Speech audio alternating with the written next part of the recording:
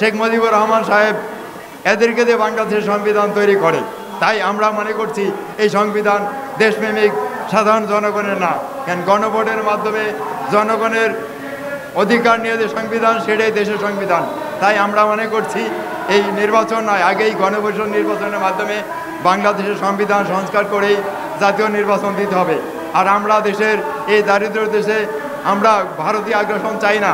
আমাদের দেশে যে সম্পদ আছে, যথেষ্ট সম্পদ আছে। আমাদের শ্রমিক অনেকেই ফুটপাতে, আমরা দেখছি নির্মাণ শ্রমিকরা ফুটপাতে বসে থাকে। তাই আমাদের রাষ্ট্রের যা শিল্প আছে তা আমাদের ব্যবহার করতে হবে। তাই আমরা সকলকে অনুরোধ করব যে ভারতীয় পণ্য বর্জন করে দেশীয় সম্পদ আমরা রক্ষা করি, দেশীয় পণ্য ব্যবহার করি এবং ভারতীয় আগ্রাসন থেকে দূরে থাকি।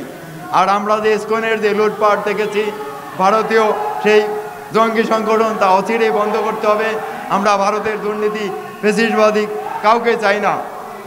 আওয়ামী লীগ তার দোসর, যেমন আমরা দেখছি যাত্রা পার্টি বা জাতীয় পার্টি, তাদেরকে ওই টয়লেট পার্টি বলে বলা আখ্যায়িত করা হয়েছে ছাত্ররা। এই তরুণদের আমরা যাচ্ছি, তরুণদের সমন্বয় একটি দেশপ্রেমিক দেশ হিসাবে এই দেশ আখ্যায়িত হোক। গণপরিষদ নির্বাচনের মাধ্যমে দেশে ভোট অধিকার প্রতিষ্ঠা লাভ করবে।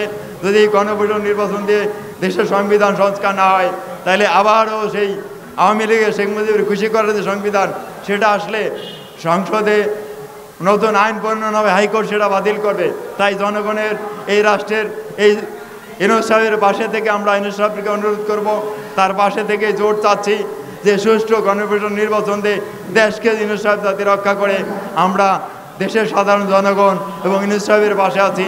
আর আমাদের জোটের যে সিদ্ধান্ত, যে দেশের দ্রব্যমূল্যের দাম খুব বেড়ে গেছে, তাই আমরা মনে করছি এই লুটপাট রাস্তায় আমরা দেখেছি আজ থেকে 10 বছর আগে ঢাকায় 20 টাকা বেগুন রেখেছি, নরসিংদীতে বেগুন ফেলে দিছে। কেন?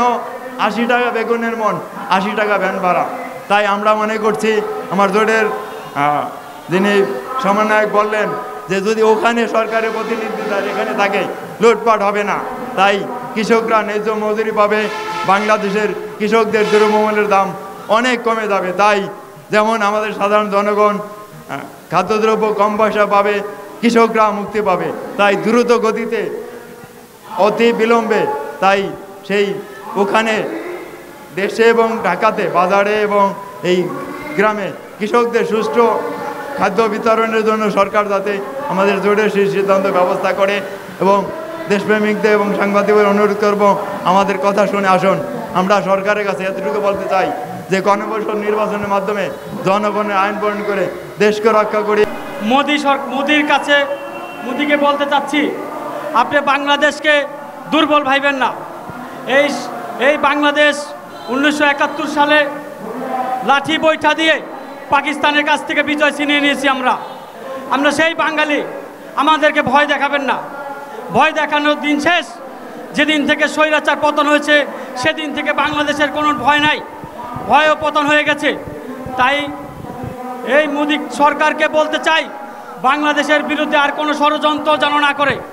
যদি ষড়যন্ত্র করে, তাহলে আমরা বাংলা